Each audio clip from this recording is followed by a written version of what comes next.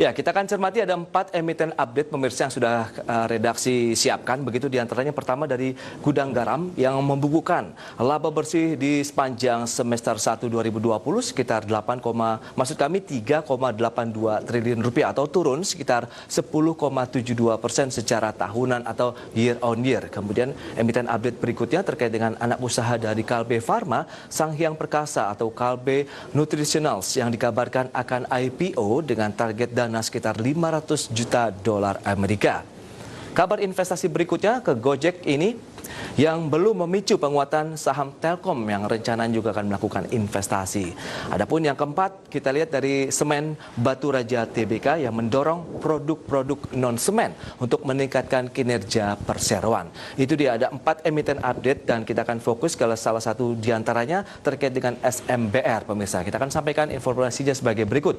Di mana kondisi industri semen yang oversupply dalam beberapa waktu terakhir ini ditambah dengan menurunnya permintaan semen, ini membuat sejumlah produsen semen harus memiliki strategi baru. Dan sementara kita lihat Semen Batu Raja salah satunya mendorong produksi dan penjualan produk non-semen untuk menjaga kinerja perseroan di tengah pandemi COVID-19.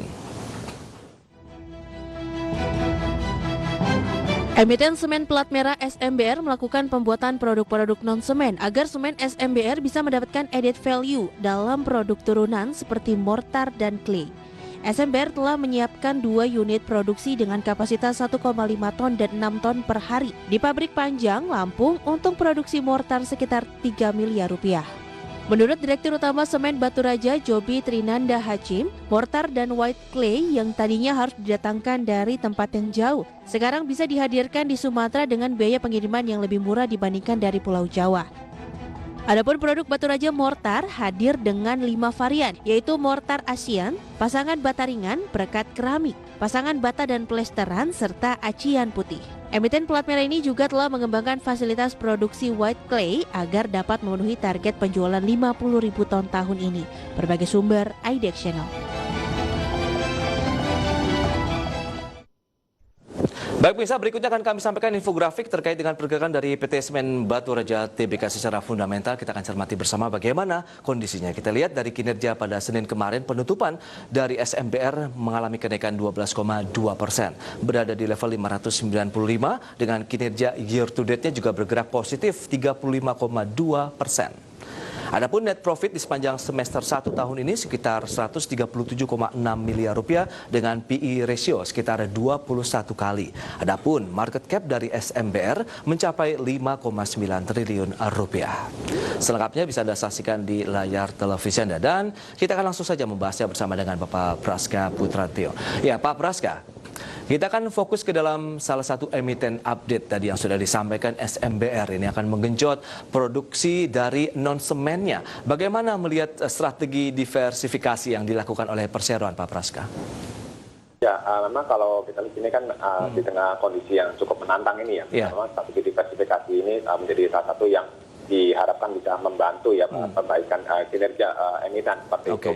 Yang mana untuk kalau kita lihat ya sepanjang kinerja di kuartal di 1 di tahun ini maksud saya di semester 1 ini kan juga cukup dikatakan mengalami tekanan ya, di mana secara penjualan ini mengalami penurunan dan juga salah bersih juga ikut terdampak seperti itu. Nah, karena itu dengan adanya diversifikasi ini diharapkan bisa memperbaiki kinerja SMBR ke depan dan yang dimana sahamnya pun juga saat ini sudah merespon dan memperhatikan potensi perbaikan kinerja di periode mendatang.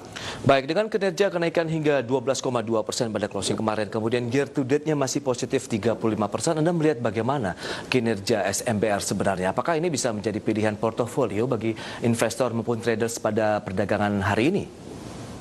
Ya, secara pilihan memang kalau kita bicara view ya jangka menengah panjang, saya rasa tetap menarik ya untuk SMBR ini karena secara valuasi pun masih relatif murah secara price book value ya dibandingkan dengan kondisi historisnya dia. Dan selain itu secara trend technical pun kalau kita amati di sini mulai mencoba memasuki tren bullish jangka pendek menengah seperti itu, di mana mungkin 20 hari sudah di atas 50 hari dan harga saham pun juga bertahan ya, cukup bertahan kurang lebih hampir bulan terakhir di untuk average 20 hari ditopang dengan volume yang cukup tinggi. Masih bisa Anda rekomendasikan tidak untuk SMBR? Ya, untuk SMBR masih tetap direkomendasikan direkomendasikan hanya saja untuk view-nya. Saya melihat di sini untuk jangka menengah panjang ya, dengan target akumulasi di kisaran 565 sampai 680 ya. Untuk target sell mungkin kalau kita bicara jangka pendek sampai di level 950-an. Oh ya, sampai 950. Ya, untuk target jangka pendek. Oke, jangka pendek. Berarti sebenarnya kalau kita mengambil posisi current price nanti pada saat opening market boleh dong atau bagaimana?